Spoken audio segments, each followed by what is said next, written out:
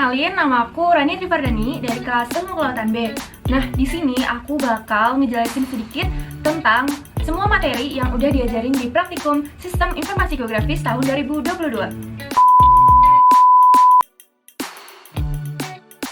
Penginderaan jauh atau indrajad merupakan sebuah ilmu dan seni pengukuran yang digunakan untuk mendapatkan informasi mengenai objek, wilayah, dan juga gejala. Lalu ada composite band yang merupakan penggabungan dari spektrum band yang terdiri dari 3 warna, yaitu ada merah, biru, dan juga hijau atau yang lebih dikenal dengan RGB. Dengan composite band, data atau hasil peta yang dikompositkan akan menjadi lebih tajam dan sehingga akan lebih jelas. ArcGIS merupakan perangkat lunak yang dikembangkan oleh Esri dan banyak digunakan untuk mengakomodasi kebutuhan dalam pengelolaan sumber daya alam dan lingkungan. Nah, di dalam software ArcGIS sendiri itu terdapat berbagai macam tools yang berfungsi untuk menunjang proses analisis data, di mana tools tersebut diantaranya ada zoom in, zoom out, lalu ada editor, ada juga untuk layouting peta, dan sebagainya. Di dalam praktikum SIG kali ini juga mempelajari mengenai Sentinel yang merupakan salah satu citra dari sensor non-fotografi yang banyak digunakan. Nah, citra Sentinel ini terdiri dari 3 jenis, yakni ada Sentinel 1, Sentinel 2, dan Sentinel 3 yang dimana dapat dimanfaatkan untuk monitoring tutupan lahan, pengamatan wilayah perairan, lalu monitoring hutan, pantai, hasil pertanian, serta analisa klorofil. Penginderaan jauh atau sistem informasi geografis ini juga memiliki manfaat. Manfaat diantaranya adalah untuk pemetaan dan pembangunan di sektor kelautan, menginventarisasi sumber daya yang ada di dalamnya seperti terumbu karang, lalu berfungsi juga untuk mengukur suhu permukaan laut dan juga menentukan daerah penangkapan ikan. Registrasi peta adalah tahapan awal sebelum mengolah peta dan merupakan suatu cara untuk penyamakan koordinat peta, baik hasil scan dari peta rupa bumi maupun citra satelit, dengan koordinat bumi yang sebenarnya sebagai bentuk dari koreksi geometrik. Digitasi peta secara umum dapat didefinisikan sebagai proses konversi dari analog meliputi objek-objek yang ada di dalam peta dalam format digital menggunakan media digitasi berupa software ArcGIS. Nah, di dalam digitasi ini terdapat 3 jenis. Yang pertama ada digitasi point yang berupa titik untuk menggambarkan lokasi objek. Lalu yang kedua ada digitasi polyline, yaitu berupa garis untuk menggambarkan objek yang memanjang seperti jalan, sungai, ataupun kenampakan garis pantai. Lalu yang ketiga adalah digitasi poligon, di mana berupa luasan untuk menampilkan adanya wilayah atau daerah tertentu. Proyeksi peta merupakan gambar yang dibuat di atas bidang datar atau permukaan yang rata, berupa garis-garis lintang dan bujur bumi yang digambar ulang pada suatu bidang. Klip merupakan suatu analisis pemotongan yang berguna dalam pembatasan atau pemotongan tematik yang menggunakan toolbar klip di software ArcGIS. Lalu ada software Google Earth Pro. Nah, software ini merupakan aplikasi geospasial yang digunakan untuk analisis data geografis dan dapat menampilkan kenampakan bumi secara virtual. Nah, untuk software Google Earth Pro ini memiliki kelebihan berupa data yang disajikan itu bersifat temporal. Nah, dengan adanya software Google Earth Pro, kita juga bisa mendapatkan berbagai macam peta yang dapat kita unduh atau kita download secara tidak berbayar atau gratis. Registrasi, digitasi, dan klip juga memiliki beberapa manfaat yang ditawarkan. Pertama, ada digitasi, membantu untuk mengetahui atribut yang ada di suatu wilayah. Lalu, klip juga dapat mendukung kegiatan kelautan, seperti untuk mengetahui lokasi detail pencarian atau penelitian. Lalu, monitoring kegiatan juga dapat dilakukan menggunakan sistem ini.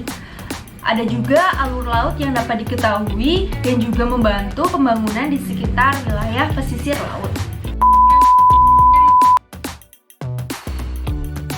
Interpolasi merupakan salah satu tahapan dalam analisis spasial, di mana terdapat pendugaan nilai atau mengisi kekosongan suatu wilayah tanpa melakukan sampling atau pengukuran. Interpolasi memiliki beberapa jenis, diantaranya yang pertama ada IDW atau Inverse Distance Weighting, yaitu interpolasi yang dapat dikelompokkan dalam estimasi deterministik di mana interpolasi dilakukan berdasarkan perhitungan matematik. Yang kedua adalah interpolasi Kriging, di mana dapat digolongkan ke dalam estimasi stokastik, di mana perhitungan dilakukan secara statistik dan dilakukan untuk menghasilkan interpolasi. Lalu yang ketiga adalah spline, di mana merupakan metode yang cukup baik untuk mengestimasi nilai yang tidak terdapat pada sampel data. Lalu yang keempat adalah natural neckbone, di mana metode interpolasi ini dikembangkan oleh Robin Simpson dan memiliki kelebihan berupa lebih sederhana dan aproksimasinya lebih halus. Interpolasi dalam praktikum kali ini ditujukan untuk klorofil A dan juga suhu permukaan laut. Klorofil A dapat diartikan sebagai salah satu parameter indikator tingkat kesuburan di suatu perairan yang dipengaruhi oleh beberapa faktor hidrologi perairan seperti suhu, salinitas, pH, DO, arus, nitrat, dan juga fosfat. Nah, klorofil merupakan salah satu parameter yang sangat menentukan produktivitas primer di laut. Lalu ada suhu permukaan laut, dapat diartikan sebagai komponen penting yang dapat mengendalikan cuaca dan iklim di wilayah Indonesia dan berkaitan juga dengan klorofil A. Dalam melakukan interpolasi juga digunakan software atau perangkat lunak, diantaranya itu ada SIDAS, IRMapper, ataupun juga dengan ArcGIS.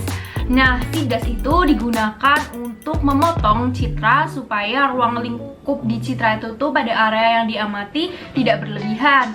Lalu dari SIDAS ini akan menghasilkan data ASCII, di mana data ini tuh nantinya diolah menggunakan Microsoft Excel dan dihasilkan data-data berupa angka. Lalu hasil dari Microsoft Excel ini kemudian akan diolah menggunakan ArcGIS.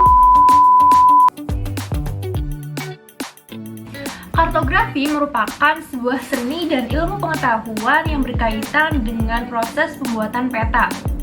Kartografi terdiri dari dua jenis. Yang pertama ada manual, di mana dibuat di atas media kertas gambar, dan yang kedua ada digital, di mana dibutuhkan perangkat komputer dan juga software, biasanya itu menggunakan ArcGIS. Batimetri merupakan suatu peta yang mengukur kedalaman laut dan perairan laut yang disajikan menggunakan kontur kedalaman. Metode dalam melakukan kartografi atau batimetri ini terdapat beberapa macam. Salah satunya itu menggunakan metode topo raster, di mana metode ini merupakan sebuah tool yang tersedia di dalam software ArcGIS yang digunakan untuk melakukan interpolasi yang digunakan juga untuk proses pembuatan GEM. Untuk batimetri dan kartografi ini juga memiliki manfaat. Di antaranya, hasil pemetaan batimetri dapat digunakan untuk kepentingan pemantauan wilayah perairan, menentukan jalur pelayaran yang aman, merencanakan pembangunan di wilayah pesisir dan pantai, dan juga untuk mendeteksi adanya bencana seperti tsunami. Nah, mungkin cukup sekian materi yang dapat aku sampaikan mengenai modul-modul yang ada di praktikum Sistem Informasi Geografis. Kurang lebihnya aku mohon maaf. Terima kasih. Sampai jumpa.